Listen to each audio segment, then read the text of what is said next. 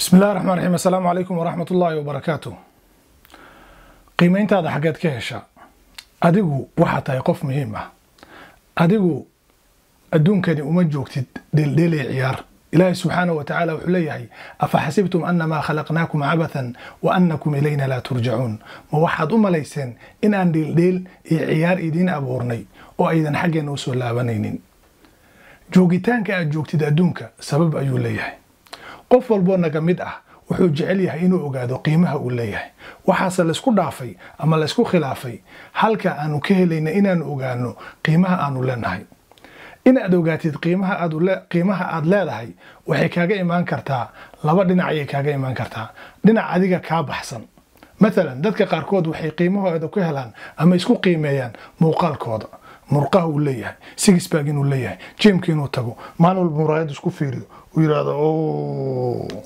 يا قاركود ساعد حرين طبعا ساعد سي انا قلت سواي وقتها عفوا ان ساعد حرين غاريغي وتان غوريغي دغين سريرتي سيخدان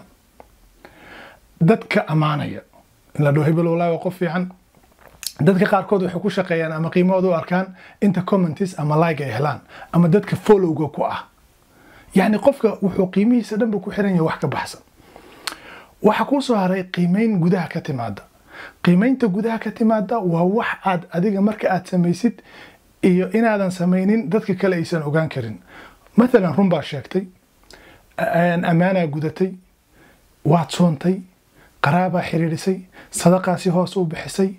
waa ilaahay baad u dhawaatay waa qiimeyn weyn dadka agtooda ma oga laakiin ilaahay subhanahu wa ta'ala baa og naftaada og waxa og tahay walaalaha iyo dadkaada khayrka la jeceshahay qiimeynta naftaada kuma xirna dadka kale maxaa yeelay dadka kale haddii qiimeyntaada ku xirtid waxa hubaal ah in aad niyad jabi doontid haddii aad qiimahaada ku xirtid gaari ma taqaanaa dhaldhalaal adduun waxyaalaha macno lahayn wax adiga ka baxsan inta way ka lumayaan haddaba si aad qiimahaada u ogaatid mar walba inaad naftaada la saaxiibtaa runtana ku dhaqdaa dad badan oo naga mid ah waxay aaminsan yihiin in ay iska gadaan dadka kale in ay iska gadid walaal maalin saddex maalinka afraad waxa dhici doonta dadkaas inay dhahaan oo hebel naga badbatay waxaad arkaysaa qof marka hore intii korka la geeyo la amaano saa loo jiido maxaa yeelay waxa ay markaas dadka agtooda ka qiimeynayaan waa wax ku meel gaar ah laakiin adiga haddaad ogtahay qiimaha leedahay ku meel gaar maahan meel fogna waad gaaraysaa haddaba si aad u ogaatid qiimahaada ilaahay subhanahu wa ta'ala ku xirnow ilaahay tala saaro niyad wanaagsan leeymo waxaad ogaataa waxa lagu liibaana sideedaba waa laba arin qofka muslimka ah uu la yimaado ikhlaas waxaan aad sameynaysid inaad u samaysid ilaahay dartiis oo aad ilaahay ugu dhawaanaysid waxay rabaan baa noqdaan niyadaada hadaa wanaajisatid ilaahay subhanahu wa ta'ala ajr ayuu ka siinayaa midka kale wuxuu yahay mutaabaca wax la yiraahdo ku dayasho in nabi maxamed alayhi salatu wasalaam lagu daydo haddaba si aad khayrka adduunka u gaartid iyo kan khayrka aakhiro iyo kan adduun u gaartid mar walba ilaahay subhanahu wa ta'ala tala saaro qiimahaadana waxaad ka dhigtaa mar walba ku qiimeysaa ilaahay agtiisa qiimaha ilaahay agtaada qiimuhu ka leeyahay haddaad ilaahay wanaajisid ilaahay subhanahu wa ta'ala uu ku wanaajinaya waxaan dhammaan walaalaha ugu baaqayaa meel kasta ay joogaan inay naftooda ku kalsoonaadaan in aysan dadka kala qancin ka raadinin dadka maanta walaalayaal haddaad caato tahay waxa lagu leeyahay bismillaahir rahmaanir rahiim waa caatooday maxaa kugu dhacay haddaa cayishay waxa lagu leeyahay bisinka war maxaad liqday inna lillahi wa inna ilaihi raaji'uun waa kala baxday saaxiib haddaa timaha la baxday waxa lagu leeyahay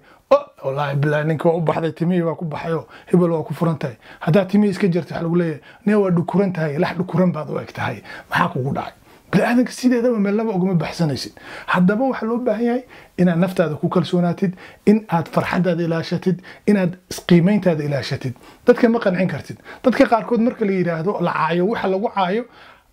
cagsigooda ay dadka tusaan مثلا hadii la yiraahdo qofku waa cayilan tahay wuxuu keenayaa sawiro uu caata yahay sawiro aan la arkin calooshiisa muuqanin hadii lagu yiraahdo qofka xoga waxa tahay qof noocaas oo kala wuxuu isku dayaa inuu dadka tuso inuusan ahayn sida loo maleeyay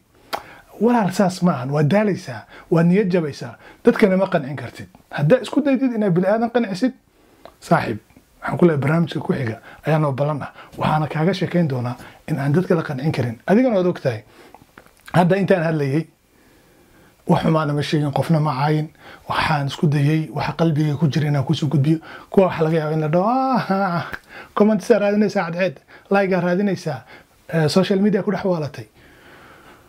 nin waalan walaalkiisa u miir qaba dhamaantii waana salaam. Assalaamu calaykum waraxmatullaahi wabarakaatuh.